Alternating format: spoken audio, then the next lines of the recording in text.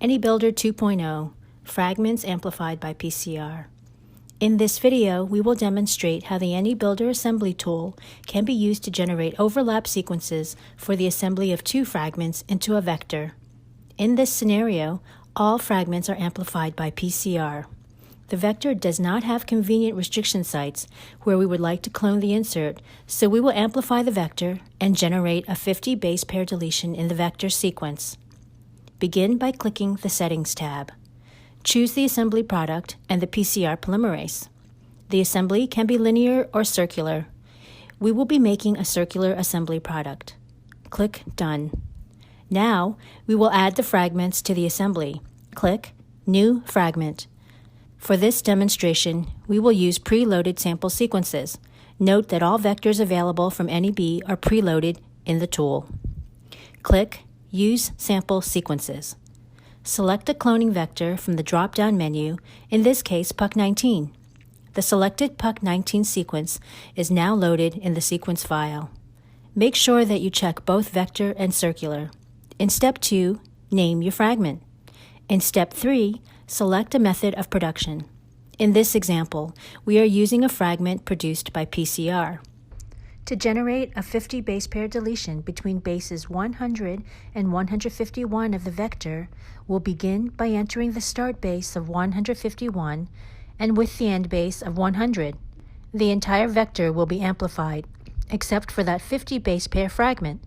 The start base is coordinate 151, the most 5' sequence in your PCR amplified vector. Note that the plasmid diagram on the right shows the region that will be amplified.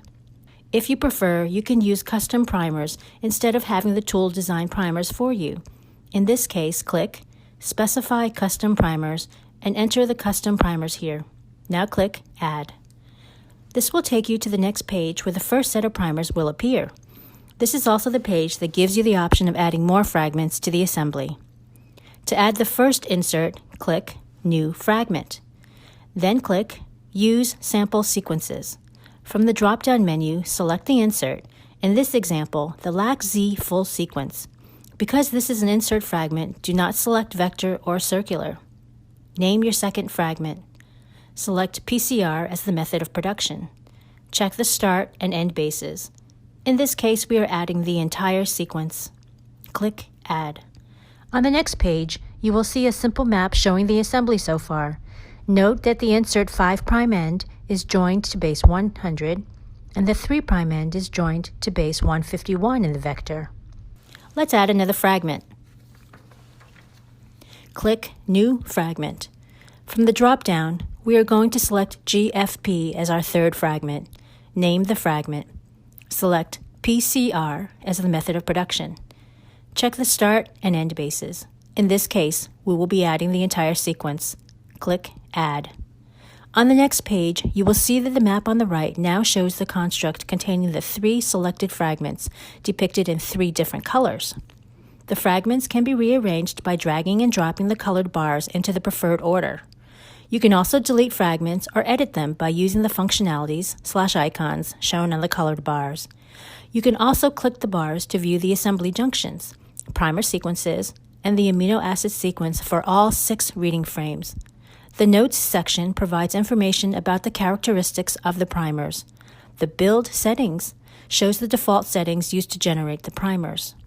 Use this to change the assembly product, minimum overlap size, or polymerase used for PCR.